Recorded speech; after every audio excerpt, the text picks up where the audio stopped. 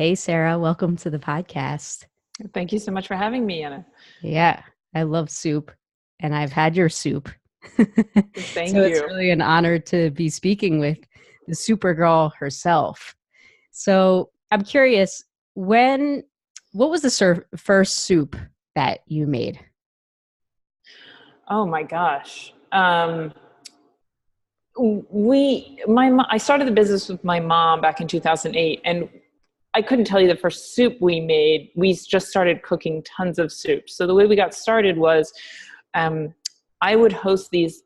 I call them like weekly salons at my apartment, and my mom would cook all of these test recipes. She just started cooking, and then I would give out samples. I would serve soup and wine and bread at my apartment and get everyone's opinion on the soups, and that's how we developed our initial database of soup. So you Keeping started off like testing. Yep. We developed this database of about 100 soups that we were confident in. And then we launched 10 years ago. This November is our 10th anniversary. So we launched cooking out of a now defunct Spanish restaurant in DC. We cooked there during their lunch hours. They weren't open for lunch. And started distributing or delivering to people's homes and offices. And but I couldn't tell you the very first soup we made. I don't remember. All right, all right. So when you say salon, what do you mean by that? Like in your apartment? Like it was just like a party? Yeah, well, yeah, but it was very serious. I would serve everyone tastings of like 5 soups, and then I would just take notes. I just had this notepad, and I would just take note after note after note of what people thought of the texture, of the flavor, of the spices, of the aroma, so we could really hone in on what people wanted, what people were looking for in a good bowl of soup. And And so for the participants, it was like a party, but for me, it was very, very serious. were they paying to come Oh to the no, party? no! I would Okay. invite different friends every Wednesday, and Okay. I did it all summer long, in the summer of 2008. And was your intention behind it like you knew that you wanted to start a soup company? Oh yeah, that was yeah. At the same time, I was working part time at my job. I had given notice and gone down to part time, so I was building the website and working on my business plan and trying to find a kitchen, and so it was all kind of happening at once. Okay. And why soup? Well, soup is the perfect food. Soup is not a fad and it's not a trend. And a well-made bowl of soup can literally be the perfect food. Um, if it's made properly, it can have all of the protein and fiber and nutrients and hydration and seasonal vegetables all in a one bowl, and it's a meal. And I wanted to get involved in the local food movement. I wanted to cook differently. I wanted to make an impact. And soup is a great way to incorporate seasonality, local produce, healthy foods such as legumes and pulses and spices. And so you can do all of that in a bowl of soup. It's the perfect food. I eat it every day. People ask me that, and yes, I do eat it every day. Honestly, soup is my favorite food. See, I there you mean, go. it really makes me happy. Like when I sit down with a bowl of soup, it's so comforting and I love all different types of vegetables and you can pile a bunch of vegetables into a bowl of soup. So I would have to agree with you that I do think it's the perfect food. There you go. There you go.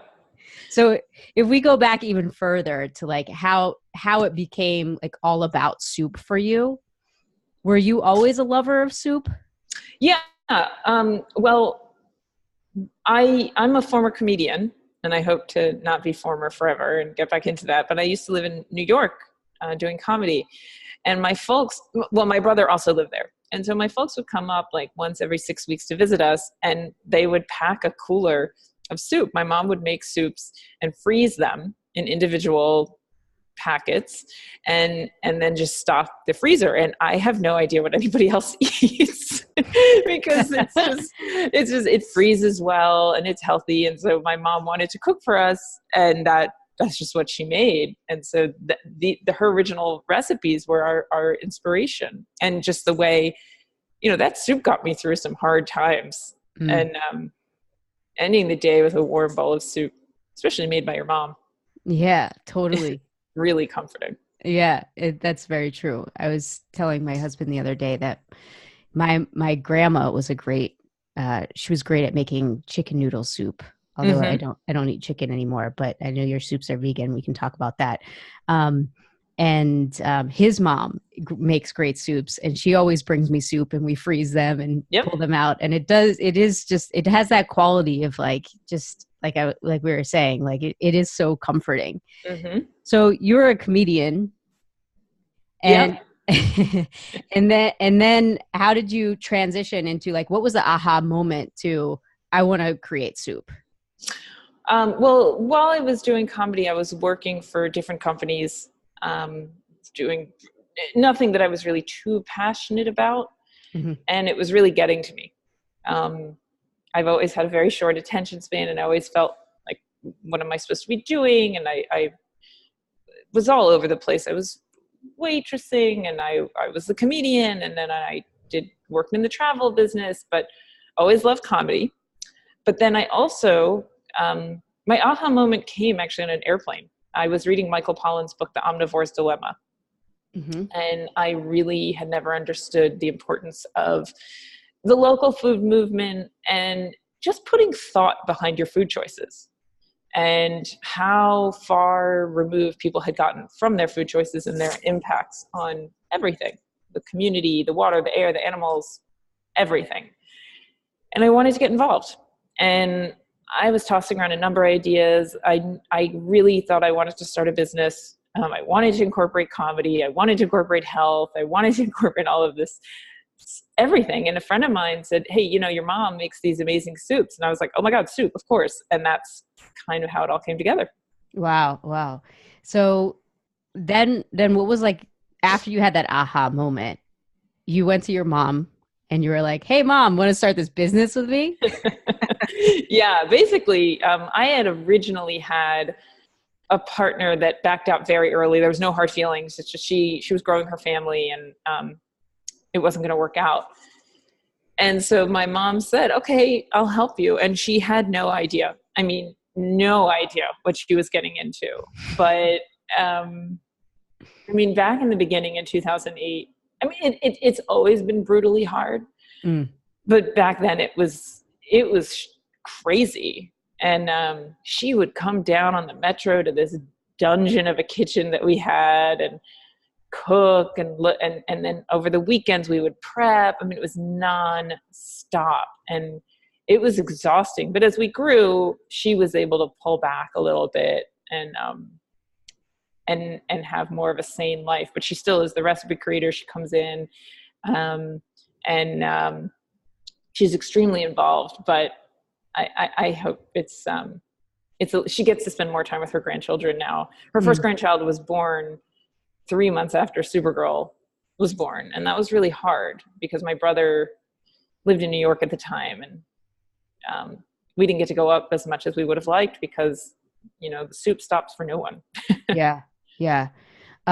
So were there any conflicts in your relationship at all when you were starting out and she wanted to go see her grandchild and you were like, you have to work on Supergirl? No. Well, she had some conflicts with my dad because he's been incredible. He's super dad, but he wasn't as nearly as involved. He helps, and now he's very involved, but they had to cancel a vacation. And she was like, of course we have to cancel this vacation. And he didn't want to. And she was like, Sarah will go down. It was at a really pivotal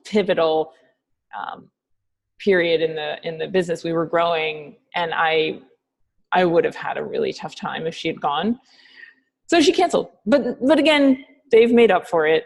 They're living a good life now, and thank goodness. Yeah. Thank goodness. So were you ever skeptical or nervous? Like, can I make it? Yeah. It's like being a small business owner.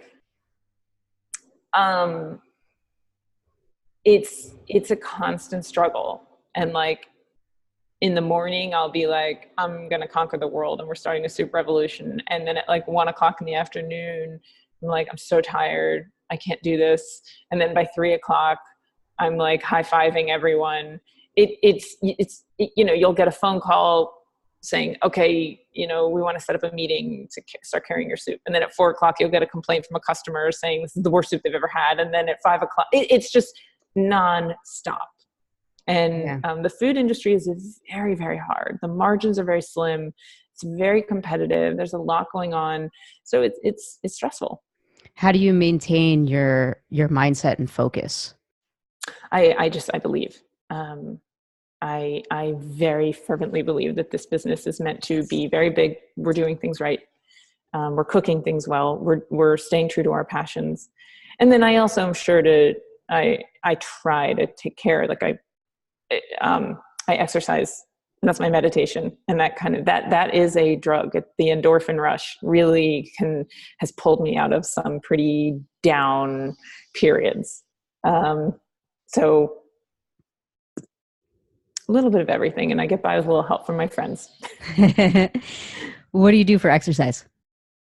Hiking, biking, weights, cardio, spinning. I'm very fortunate that my partner, he's a personal trainer. So he's got me doing all kinds of new crazy exercises in the gym. So I'm very fortunate with that. You have built-in accountability. Yes, exactly. Exactly. Sometimes if I'm down, he's like, okay, let's go work out. And I'm like, oh, okay. Yeah, built-in accountability. One of my mentors spoke with Richard Branson, and he asked him what he thought was the single most important business, I guess, I don't know if it was strategy or, thing that has helped him. And he said exercise. He thought he was going to say something else, like, having a mentor or this or that. And he said exercise. So I do think that exercise is key to deal with those highs and lows and those ups and downs. And whether you're a business owner or not, we all have those moments of doubt or fear, whatever it might be. And I do think that if you have that routine of moving your body and getting those endorphins, it really helps. Study after study shows how important daily exercise is. And I've also seen some articles written in like Business Insider and other publications that say that successful CEOs, the one thing they have in common is exercise. Some people end their day with it. Some people start their day with it, but they do it. Mm-hmm. And so I think we're all onto something. It's a way to stay sane and focused. Yeah. So I want to talk about this healthy lifestyle, because soup, I know that's a big part of your mission, is health, right? And I know that another part of your mission is that feeling like this is the food system is broken. So can you talk a little bit about your perspective on why you think the food system is broken? Absolutely. Thank you. That's a great question. People are really far removed from where their food comes from. You go to the supermarket and you buy a neatly packaged up chicken or bag of lettuce or what have you. And it's all neatly packaged up on the refrigerator shelf. And we are so far removed from the story of that. How did that food item get to your table, get in your shopping cart, get to the supermarket shelf? And often that story is pretty bad. Whether, like, for example, I sometimes bring this up, and it's a pretty harsh example, but cherry tomatoes that people love to get all year round. Well, a lot of those are grown in Florida in the winter. And that industry is associated with slavery in our country. People, forced to live in storage units on fields without access to running water and, bathrooms, facilities, things like that. And you don't think about that. You're just like, I want cherry tomatoes in January. And we need to start reconnecting with who cooked your food. How were they treated? How was it farmed? Were a lot of chemicals used? Was there a lot of chemical runoffs? If you're buying an apple, did it come from New Zealand? Did it come from Seattle? Did it come from, we're here, right, in DC. There's plenty of apples to be had right around here. There's just so many questions to be asked. And so with Supergirl, I'm trying to get people to start talking about it again. And also when the food is cooked, what are the things on the ingredient list? What are you putting in your body? What is it really food, or is it a chemical? Is it a preservative? Is it a lot of salt? Is it flavoring? So people need to start paying attention to what they're putting in their refrigerator, what they're putting in their bodies. And with Supergirl, I really want to say I'm not perfect. There are a lot of improvements that we need to make, but we're trying to do things right. And that means, we're not cooking with tons of huge machinery. This is still small batch, handcrafted. The ingredients are very simple. The flavors are sophisticated, but the ingredients are simple and recognizable.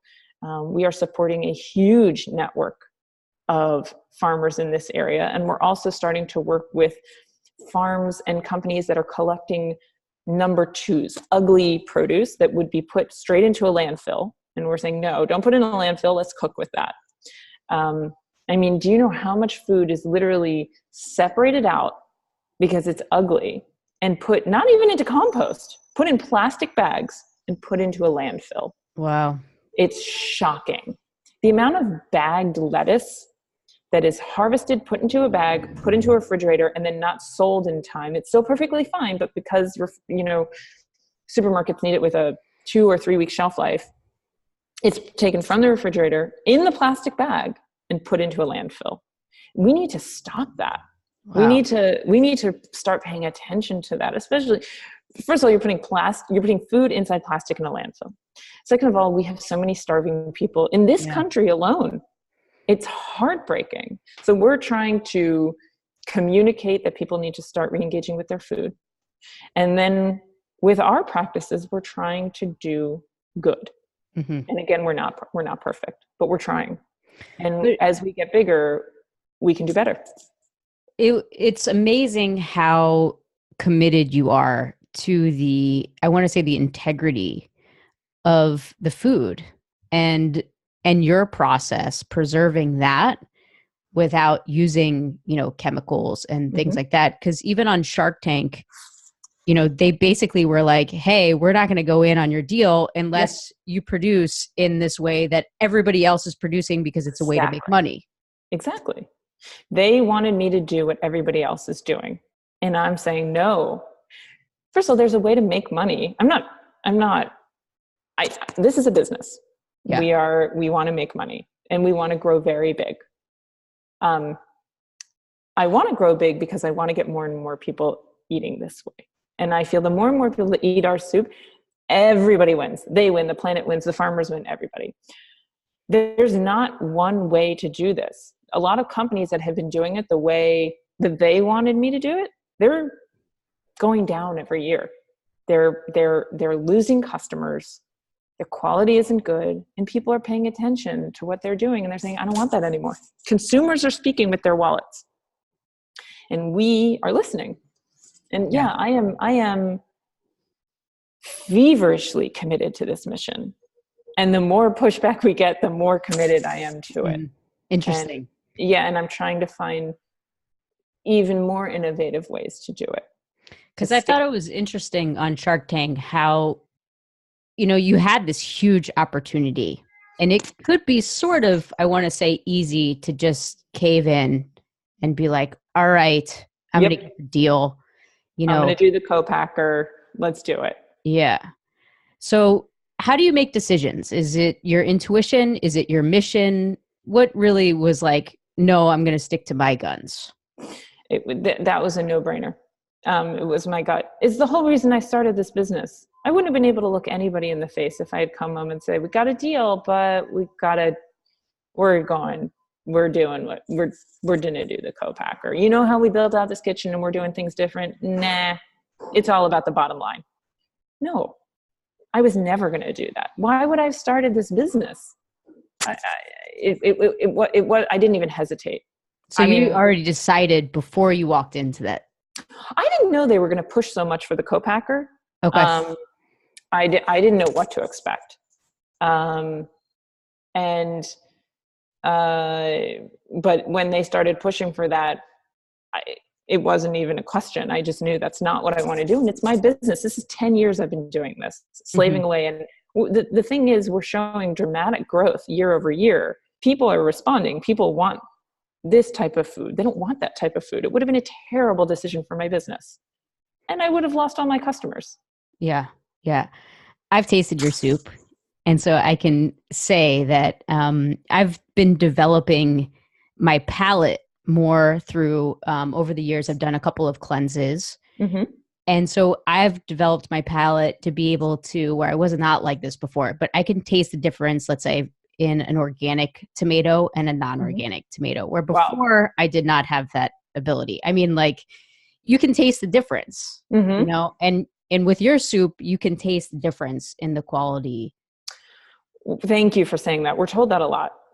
We're told that it tastes genuinely homemade, and it kind of is. It's like an extension of my mother's kitchen. We like to say, if you don't find an ingredient in my mother's kitchen, you're not going to find it in the Supergirl kitchen. And it is, it's cooked by hand, and we have our farmers on speed dial, and we take this very seriously. But people say, "Wow, this really tastes homemade." Wow, you know, when we start showing it to different customers, they say, "Oh, look, you can really see the ingredients. You can see the real ingredients." I'm like, "Oh my God, are we at this point where we're winning over people because you can actually see carrots?"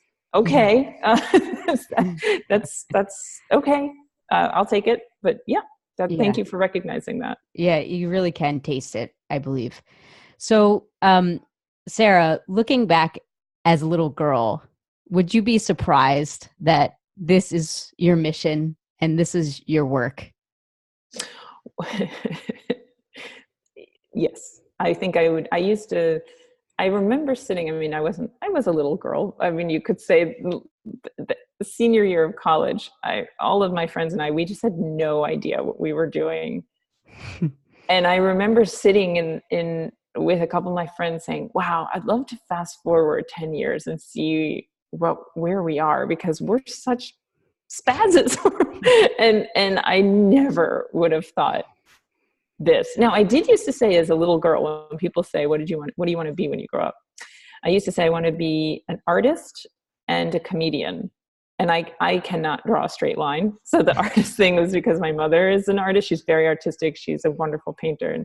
And but the comedian, I've just always loved making people laugh. And I've tried to integrate that into the brand. You know, the name Supergirl, and our website, if you read it, has, I hope, some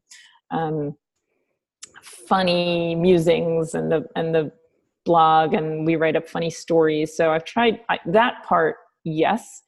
But owning a soup company, no.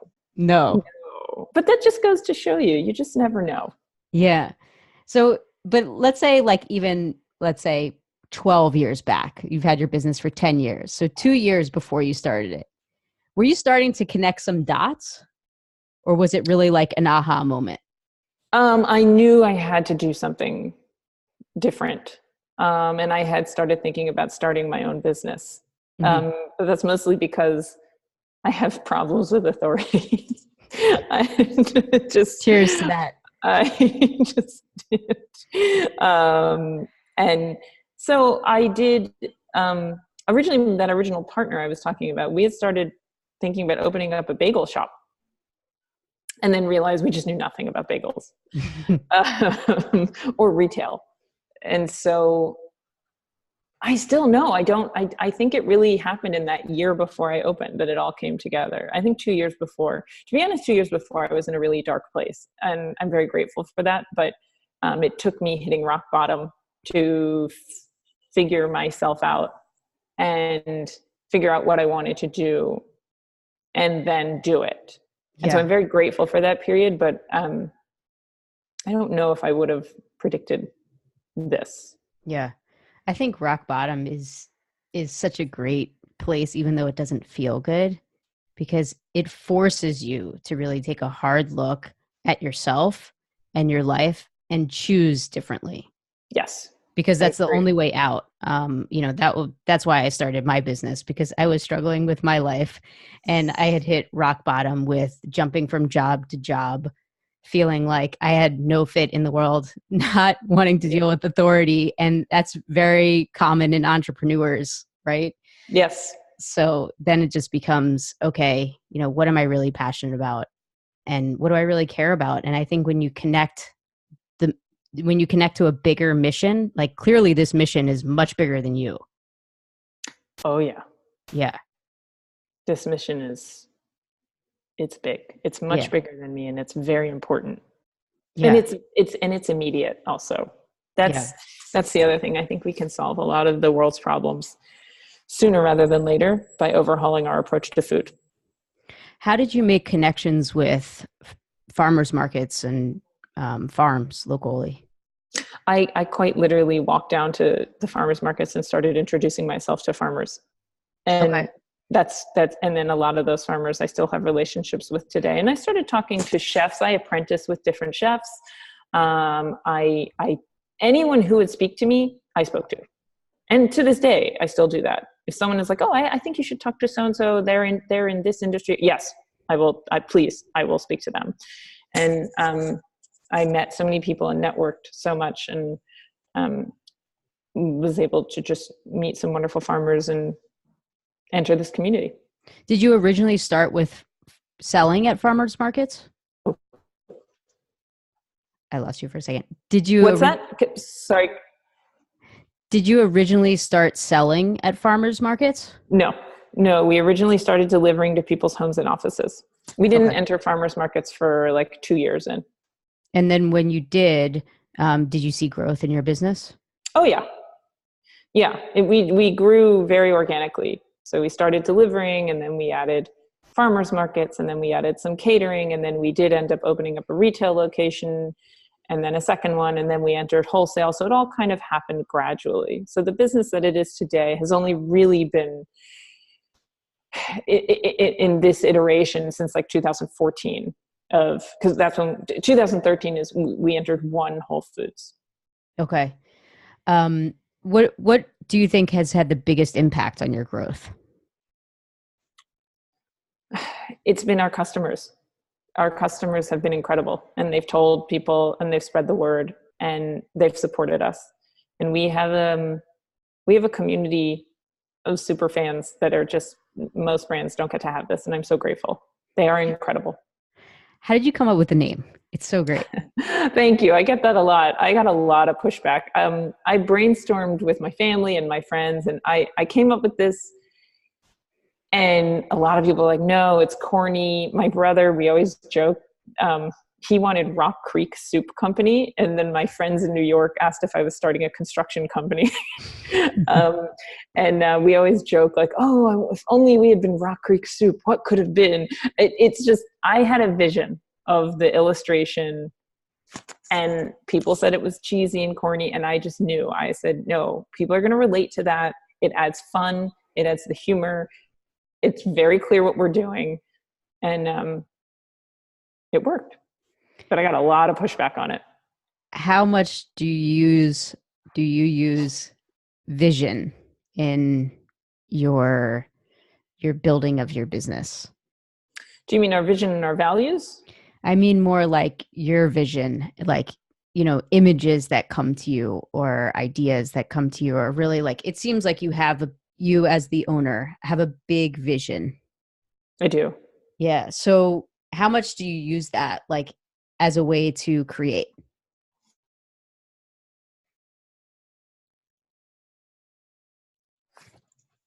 Sorry, I lost you there for a second. So how much do I use that vision as a way to create? Yeah.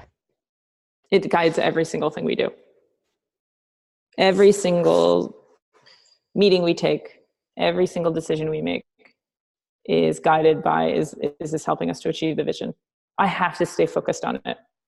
I would like to be a national soup company. I would like to be the premier soup company in the United States and beyond, while sticking true to our values. So every decision we make, can we do this while still staying true to what we want to be doing?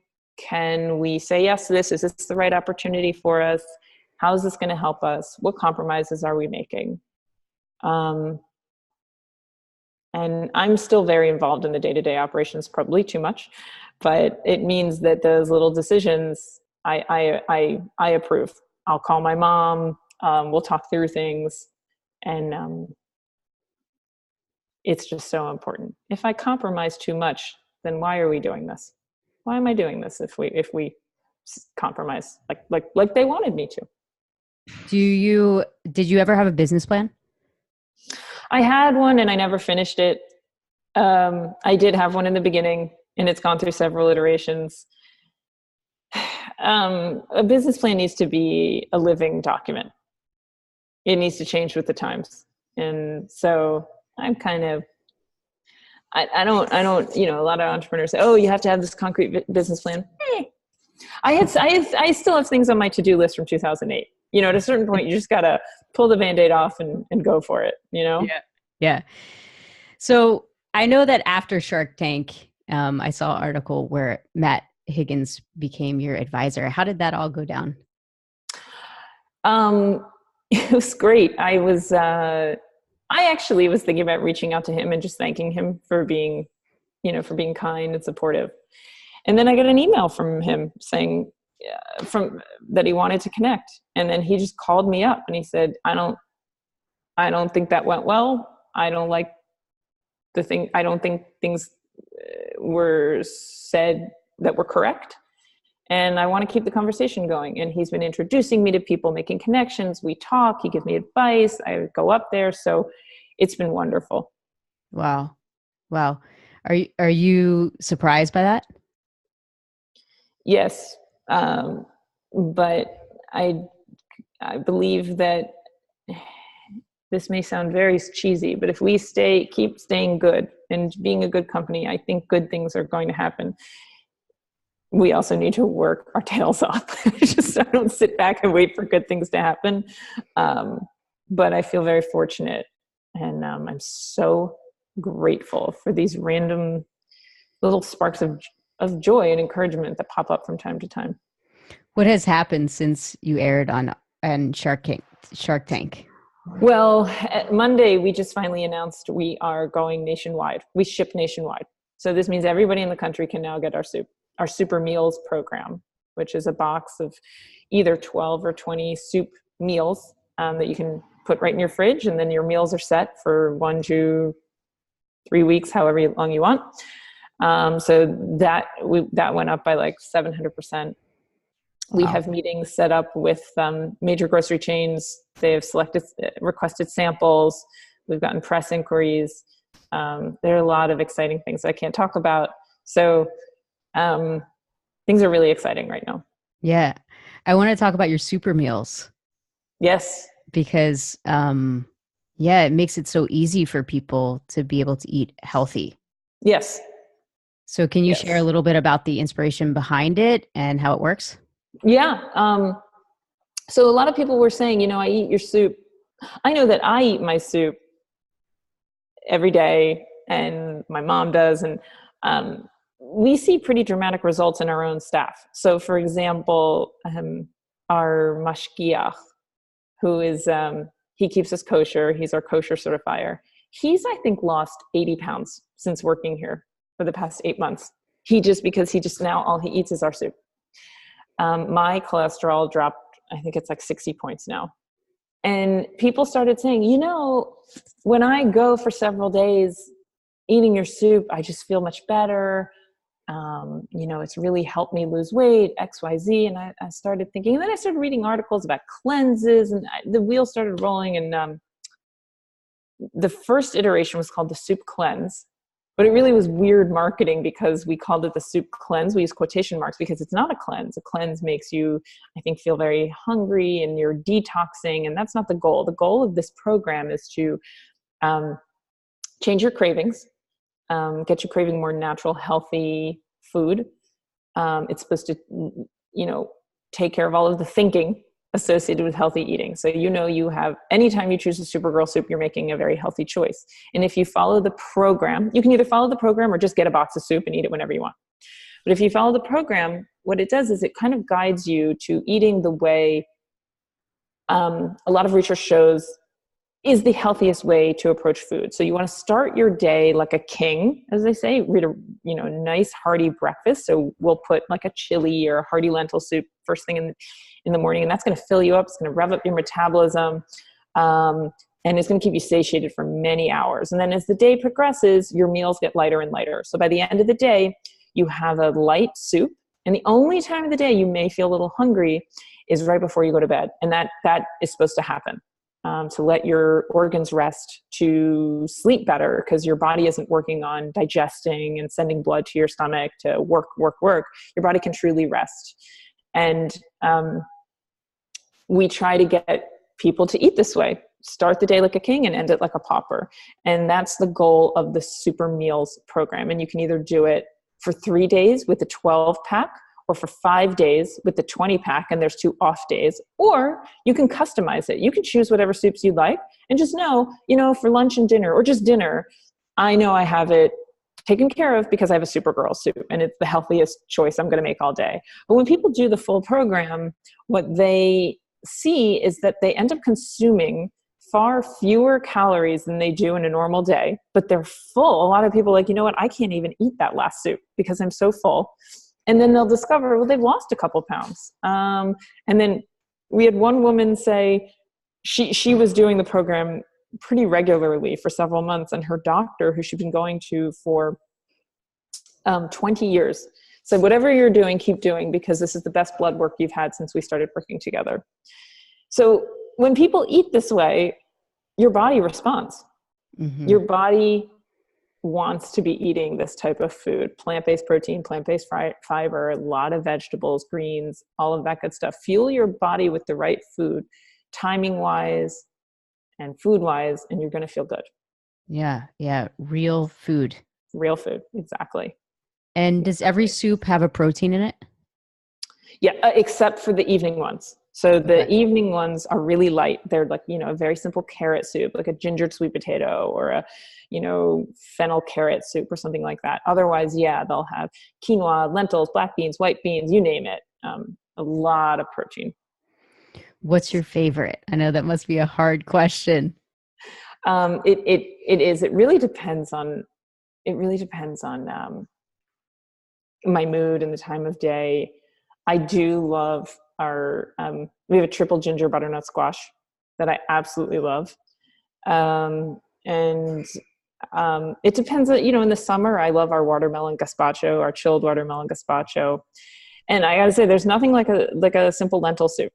We have this home style lentil, and it's just like lentils, simple vegetables and greens. And I just eat that all day long. Mm. I could probably eat that all day long too. And I love the idea of having like a soup for breakfast. Yeah. Oh, I do it all the time. Yeah. Why not? I mean, your breakfast is supposed to have protein. It's supposed to have fiber. It's supposed to fill you up. It's supposed to hydrate you after, you haven't had anything to eat or drink all night. Soup.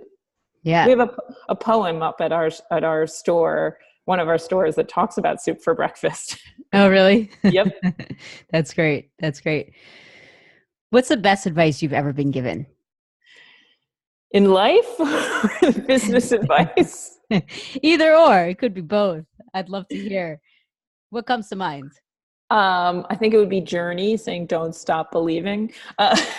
And seriously, someone said to me, my biggest challenge was going to be staff. And at the time in 2008, I was like, "You're crazy. What staff? I'm not." And they just said, "Pay attention to staff and be proactive about that." And that's something I try to, and I still haven't done correctly. But anticipating your company's needs, and if you can, hiring and planning accordingly, is so important, because I've made a lot of bad decisions because I've been reacting, and I've been desperate, and I've been without staff, or I just am tired, or what have you, and business went in a certain direction, and I knew it was going to happen, but I didn't move quickly enough. And so you got to be proactive, and you have to think 1, 2, or 3 steps ahead to stay afloat and to take care of yourself. And the other thing is get enough sleep. That's what my mother says. Get enough sleep. What are you proud of?